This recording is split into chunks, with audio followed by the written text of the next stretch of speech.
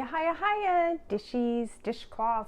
I wanted to hang out in my kitchen today. I know the light is streaming in and it's probably not the greatest, but I wanted to be in here today. So I know you all know I'm from California, Central Coast. I'm pretty blessed. However, I am a bit spoiled because as soon as the temperature drops below 60, I'm in my parka and woolly socks.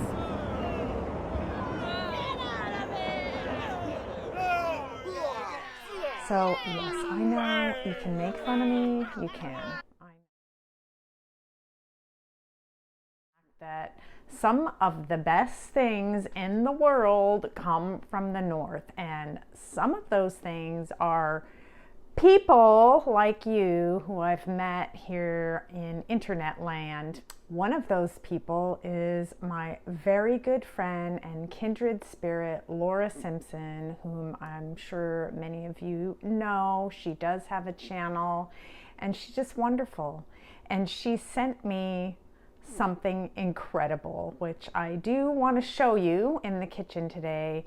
It is a bucket list. It was a bucket list item of mine, something I have, coveted for a long time. And she sent it to me as a surprise. And she didn't know. None of you knew. I've never talked about this particular item before. However, she also sent me some gorgeous aprons. She knows me very well. Like I said, we are kindred spirits, and I'm going to show you those aprons. Then I don't know. I came in the kitchen thinking we should cook something. Not super keen on how that's going, but we'll see. So I don't know. I don't know what to make. And if I don't know what to make, it's hard for me to cook something and prepare a video. Hold on. All right, I'm going to show you the first apron, okay? It is kind of a sheer apron with this adorable print on the bottom, blues and yellows with a green piping. And the back, Laura, I've never seen an apron like this. So there's two ties, and then there's like a little tie going down the back to hold them in place. I have never seen that before. I love that it is, what I call a fancy apron, being sheer and all, but still useful. Like, I can still use this one, which is great. I only tend to use the ones that go over the shirt because, well, I'm a bit of, a slob. So let's see if I can show it to you. My kitchen, my home is a mess. So look at it. Look how cute. And of course, I can't see that in the back, but you can. Isn't that adorable how it does that? So even though it's sheer, it's a nice, heavy kind of fabric that I could definitely use. And of course, it's darling. All right. And I'll just show you the top part here. Little frill. Isn't it cute?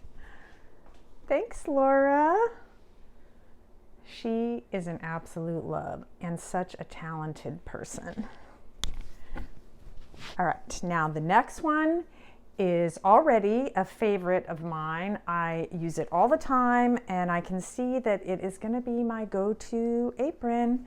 It is this adorable gingham or checkered, what's really the difference? I don't know. Yep. And of course, it's red, so I'm loving it. All right, what do you think? What do you guys think? Isn't it cute? So yeah. So thank you, Laura. You would wear it all the time too if you were me.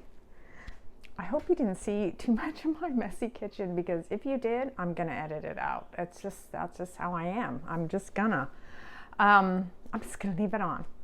I don't know. Are we gonna cook today? What do you guys want? It's Sunday. We should have a sweetie today. All right, watch my kitchen magic. She sent me these beautiful red plastic canisters, all in the full set. Flour, sugar, coffee, tea, salt and pepper, and those are the big ones, the big salt and pepper. Here's just my water can so you can get an idea of the size. And look at the detail on the tops. Very, very cute. They're in fabulous, fabulous condition. They're not faded. They don't have any big issues. There's the back. So you could, you know, turn them all around. But why would I do that? They look amazing like this. Look at the little kind of deco styling on them. So these are smack dab in the mid 20th century there, probably right at 1950, give or take a few. And back in the late 90s, early 2000s, when I was really, really collecting 1950s things, and I had a black and white kitchen at the time. I had my Fiesta dishes, and I had lots and lots of red, and I wanted these. I loved anything in this hard, bright colored plastic, yellow, red, green. You know, you've seen these things. But I absolutely love this one. Now, I have seen pieces here or there, and I feel like I had a piece. I don't think it was this same company. The company that made these is, here, I'll show it to you here. Let's see if I can get the light behind that. Nope.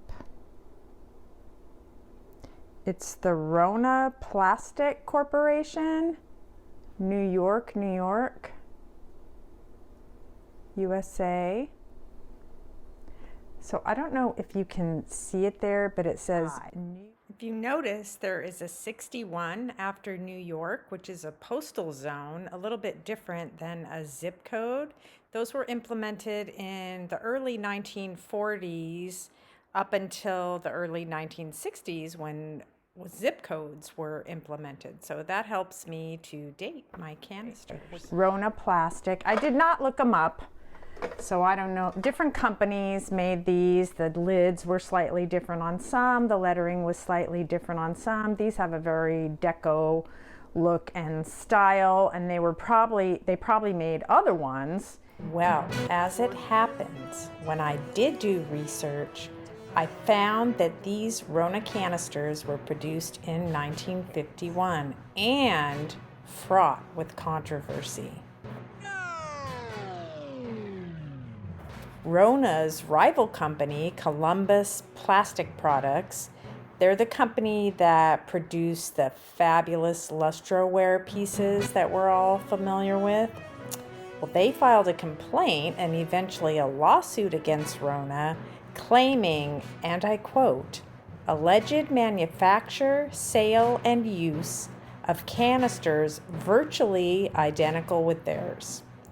They also claimed unfair competition resulting in a loss of over $500,000 in canister sales in the first 4 months that Rona's canisters were for sale. I thought that was pretty shocking. Who knew that the plastic canister business was so lucrative in the 1950s? There was even testimony given by housewives who basically said they couldn't tell the difference between the two companies' products, and they just wanted to know where they could get matching accessory pieces and replacement lids. Ultimately, the lawsuit was thrown out along with Columbus Plastic Products' design and mechanical patents. The court basically concluded that their nesting feature was not that innovative and that their design aesthetic was unoriginal. So, what do you think of that? Laura, I am sure that you'll get a kick out of that. So, yeah, that's what I wanted to show you. Thank you, Laura. I love them and I love you too.